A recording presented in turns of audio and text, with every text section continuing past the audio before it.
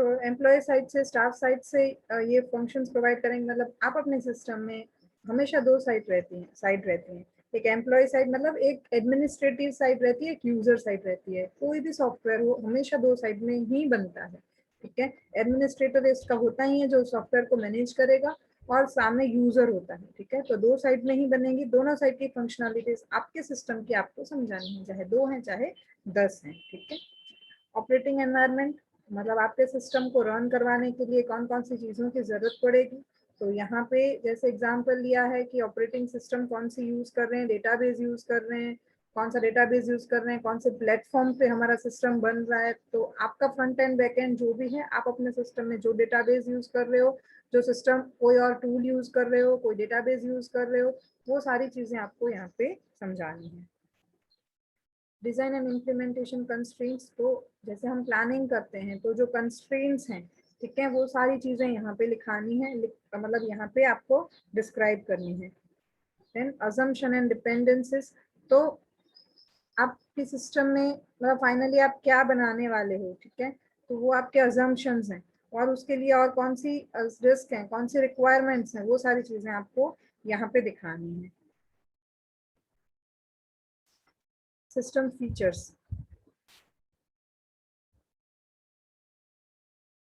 जो जो फीचर्स आप अपने सिस्टम में दे रहे हो, ठीक है, प्रायोरिटी वाइज, भले इसमें प्रायोरिटी वाइज नहीं है, बट पहले आप कौन सी फीचर्स को इम्पोर्टेंस दे रहे हो, या क्लाइंट ने कौन सी अपनी स्टोरी को इम्पोर्टेंट दिया हुआ है, उस हिसाब से, ठीक है।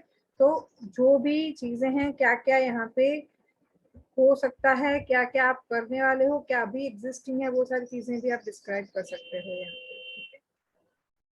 और यहाँ पे सिस्टम की जो फीचर्स हैं उसके साथ साथ बैकएंड में आप कौन सी फीचर्स, मतलब जैसे कि डिस्ट्रीब्यूटेड डेटाबेस है, जो सिंपल डेटाबेस है होता है, वो क्या होता है कि एक ही जगह पे स्टोर होता है। अगर वहां पे कोई फेलियर हुआ, किसी भी कारण उस डेटाबेस में करप्ट हो गया, कोई प्रॉब्लम हुई, तो आपका पूरा डेटा लॉस्ट हो जाएगा। जबकि डिस्ट्रीब्यूटेड सिस्टम क्या होता है, डिस्ट्रीब्यूटेड डेटाबेस क्या होता है कि एक से ज्यादा उसकी कॉपीज होती हैं अलग अलग जगह पे। जैसे कि अभी अमेजोन है, फेसबुक, कोई भी चीज देख लो आप, उसके रेप्लिकेटेड डेटाबेसेस होते हैं, बहुत अलग अलग जगह पे उसके डेटाबेसेस होते हैं, ठीक है। वेयर हाउसेज होते हैं जहाँ पे डेटा होता है। तो एक जगह पे अगर कोई प्रॉब्लम हुआ तो दूसरे साइड पे से डेटा एक्सेस हो सकता है। तो ये जो सिस्टम है उसमें डिस्ट्रीब्यूटेड डेटाबेस यूज हुआ है, मतलब अगर कोई फेलियर होता है तो उसको पॉपअप करने के लिए यहाँ डिस्ट्रीब्यूटेड डेटाबेस जो है किया है। मतलब ऐसे जो टेक्निकल है, मतलब कस्टमर की फीचर्स क्या होंगी कि ये फंक्शनलिटीज उसको दे रहे हैं, बट बेटर प्रोजेक्ट वर्क कर सके उसके लिए एक्स्ट्रा आप क्या फीचर्स दे रहे हो इंटरनल साइड से, टेक्निकल साइड से, वो भी you can include over here.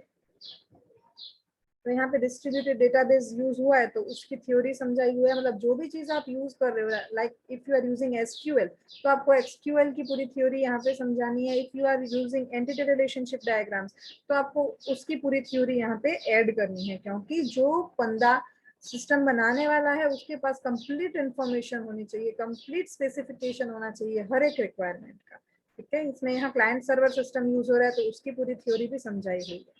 External interfaces मतलब इंटरफेस कौन से यूज हो रहे हैं। तो फ्रंट एंड में ये लोग VB.NET यूज कर रहे हैं, बैक एंड में SQL, बैक एंड मतलब डेटाबेस, फ्रंट एंड मतलब कौन सा फ्रेमवर्क यूज कर रहे हैं, कौन से विंडोज यूज कर रहे हैं, उसकी पूरी डिटेल्स यहाँ पे देनी है, ठीक है। आप अपने सिस्टम के हिसाब से दे सकते हो।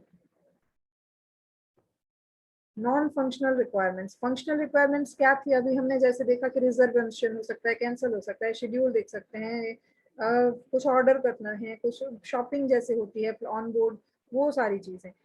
नॉन फंक्शनल रिक्वायरमेंट्स के अंदर क्या क्या होता है, आपकी सिस्टम रिलायबल होनी चाहिए, उसका परफॉर्मेंस अच्छा होना चाहिए, फेलर अगर होता है तो उसके लिए कोई अलग से मतलब व्यवस्था होनी चाहिए कि अगर यहाँ ये हुआ तो यहाँ से सोल्यूशन हो जाएगा, ये डेटा क्रैश हो गया तो ये डेटाबेस में से मिल जाएगा, यहाँ पे ये अगर फेल हो जाता है यूनिट तो टेम्पररी ये यूनिट काम करने लगेगा।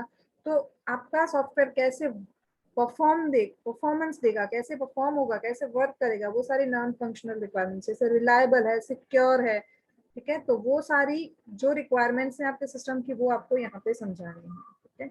तो यहाँ पे ER डायग्राम जैसे मैंने आपको बताया, फिर नॉर्मलाइजेशन की जो डेटा है उसको, जो डेटा स्टोर होगा उसको नॉर्मलाइज करके, मतलब उसको रिडंडेंट डेटा को रिमूव करके उसमें स्टोर किया जाएगा, जिसके कारण डेटाबेस फास्ट वर्क कर सके। तो ये परफॉर्मेंस रिक्वायरमेंट्स हुई, ठीक है। देन सेफ्टी रिक्वायरमेंट्स, यहाँ मतलब फ्लाइट की सेफ्टी की बात नहीं हो रही, फंक्शनल रिक्वायरमेंट्स नहीं है ये, नॉन फंक्शनल रिक्वायरमेंट्स है। फ्लाइट की जो हम एप्लीकेशन बना रहे हैं उस एप्लीकेशन में सेफ्टी रिक्वायरमेंट्स, ठीक है, कि उसका बैकअप में क्या कोई इश्यू होगा तो क्या होगा, उसके कोई डिजाइन में इश्यू होगा तो क्या होगा, वो सारी requirements, security requirements. Then software quality attributes, जैसे मैंने आपको समझाया, क्वालिटी एट्रीब्यूट्स क्या, अवेलेबिलिटी, मतलब कि कोई भी सिचुएशन में आपकी एप्लीकेशन बंद नहीं होनी चाहिए, कोई प्रॉब्लम हुई उसका अल्टरनेटिव तुरंत आपके पास वहीं पे होना चाहिए, ठीक है। करेक्टनेस, मतलब एरर फ्री होनी चाहिए पूरी, मेंटेनेबिलिटी, अगर कोई इश्यू है तो वो मेंटेन, मतलब उसमें उसको repair we can say in other word, जैसे हार्डवेयर, तो उसको मतलब चेंजेस करके वो करेक्ट वर्क हो सके तुरंत, ऐसा होना चाहिए। यूजेबिलिटी, मतलब प्रॉपर जिस लिए बनाया है उस तरीके से वो यूज हो सके, ऐसी होनी चाहिए आपके सिस्टम, ठीक है। तो ये सारी जो चीजें हैं वो एसआरएस के अंदर आती हैं। आपको ऐसा एसआरएस बनाना है आपकी अपनी सिस्टम के लिए, जो प्रोजेक्ट आप बनाने वाले हो उसके लिए, ठीक है।